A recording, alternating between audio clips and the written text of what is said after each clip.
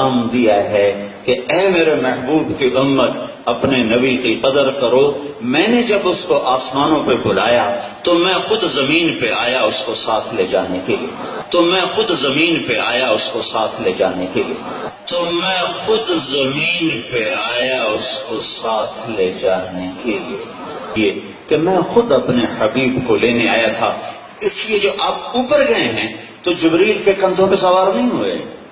جبریل نے ہاتھ نہیں پکڑا, جبریل نے پروں پہ نہیں بٹھایا, جبریل کے کندھے پر ہاتھ رکھ کر نہیں گئے.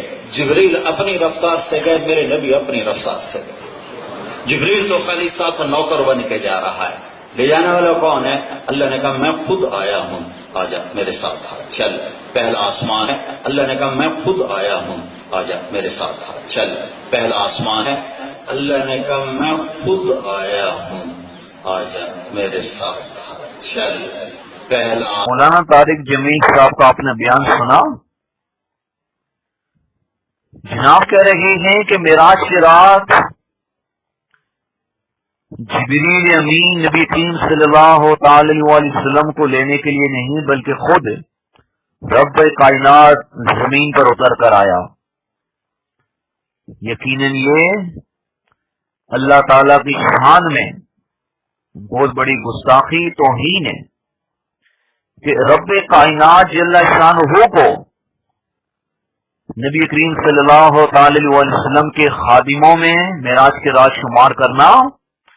اس کا ثبوت نہ قرآن سے ملتا ہے, نہ حدیثوں سے ملتا ہے, نہ کسی صحابی سے ملتا ہے.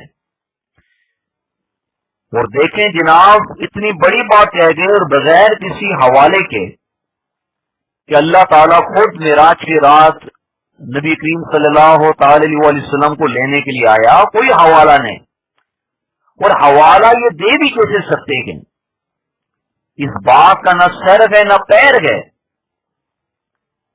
اور کافروں کے لیے ایسی باتیں اسلام پر کیچڑ اچھالنے کے کام آتی ہیں. ایسی ہی باتوں کو لے کر وہ اسلام کے خلاف, مسلمانوں کے خلاف پروپیگنڈا کرتے ہیں. حدیثیں اٹھائیں تو پتہ چلے کہ ساری حدیثیں پکار کر کہہ رہی ہیں کہ معراج کی رات حضرت سیدنا جبریل امین کو اللہ تعالی نے نبی کریم صلی اللہ تعالی علیہ وسلم کو لینے کے لیے مکہ بھیجا. ایک حدیث جو آپ کے سامنے اس ٹائم موجود ہے, مشکات المصابی میں یہ حدیث موجود, باب المعراج ہے مشکات المصابی کا.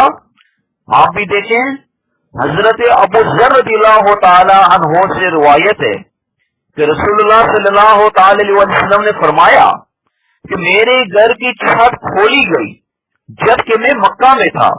پھر جناب جبریل علیہ السلام اترے, انہوں نے میرا سینہ کھولا, پھر اسے آب زمزم سے دھویا, پھر میرا ہاتھ پکڑا تو مجھے آسمان کی طرف لے گئے.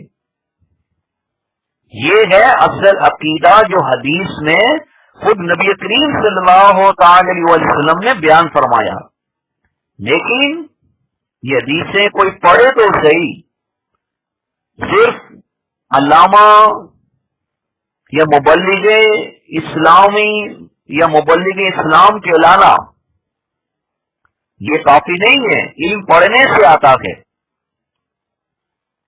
اور اللہ تعالیٰ کے بارے میں ایسے الفاظ کہ وہ نیچے آیا کہ محبوب تو میرے ساتھ چل, میں تجھے لینے آیا ہوں, کہ کس قدر عقل سے بعید الفاظ ہیں کہ وہ خالق کائنات ہے, وہ سب کا مالک ہے. اس کو اس طرح پیش کرنا کہ وہ نبی کریم صلی اللہ تعالی علیہ وسلم کے خادموں میں وہ بھی ساتھ چل رہا تھا معراج کی رات, اس قدر یہ جہالت والی بات ہے. اللہ تعالیٰ کے بارے میں کیا عقیدہ ہونا چاہیے یہ آپ دیکھیں. علامہ سعد الدین تفتازانی رحمۃ اللہ تعالی علیہ کی شرح العقائد صفحہ 60 سے میں یہ بات پیش کر رہا ہوں. اور یہ شرح العقائد یہ درس نظامی کے نصاب میں شامل کتاب ہے, لیکن جناب نے درس نظامی پڑھی نہیں ہے تو وہ یہ کتاب کیسے پڑھ سکتے تھے؟ کیا فرماتے ہیں علامہ سعد الدین تفتازانی رحمۃ اللہ تعالی علیہ, اللہ تبارک و تعالی مکان میں ہونے سے پاک ہے, اسی طرح اوپر اور نیچے ہونے سے بھی پاک ہے. لہذا اس پاک ذات کے لیے ایسے الفاظ استعمال نہ کیے جائیں کہ جو اس کی شان میں گستاخی اور توہین پر مبنی ہو. طارق جمیل صاحب اس سے پہلے بھی بہت سی ایسی موضوع روایات بیان کر چکے، جیسا کہ ایک روایت میں کہتے ہیں کہ اللہ تعالیٰ نے سب سے پہلے نبی کریم صلی اللہ تعالی علیہ وسلم کا جنازہ پڑھا، معاذ اللہ ثم معاذ اللہ. اور طارق جمیل صاحب کے حوالے سے ان کے اپنے علماء، دیوبند علماء بھی کہتے ہیں کہ ان کا بیان بالکل من گڑت ہوتا ہے، من گڑت حدیثیں یہ بیان کرتے ہیں. دلیل کے طور پر نے مفتی ولی زر دیوبند کے بڑے یہ مولوی ہیں، ان کا میں بیان آخر میں آپ کو سناتا ہوں، سنیے اور مولانا طارق جمیل صاحب کی اصلیت کو پہچانیے. ان کا بیان سن کر اپنا عقیدہ، اپنا ایمان مت خراب کیجیے. وما علینا الا البلاغ.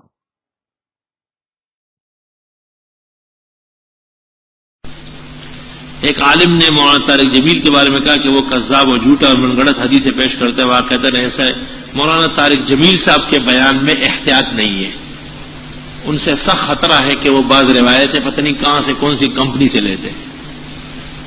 اس دن ایک روایت میں سن رہا تھا کہ رسول اللہ صلی اللہ علیہ وسلم نے فرمایا کہ ملائک نے آ کے مجھے بتایا کہ حضرت عثمان کا ولیمہ ہوا ہے، میں اس میں شرکت کے لیے جا رہا ہوں. اس قسم کی روایتیں علماء حق سناتے ہیں، اس کے سر پیر نہ ہو.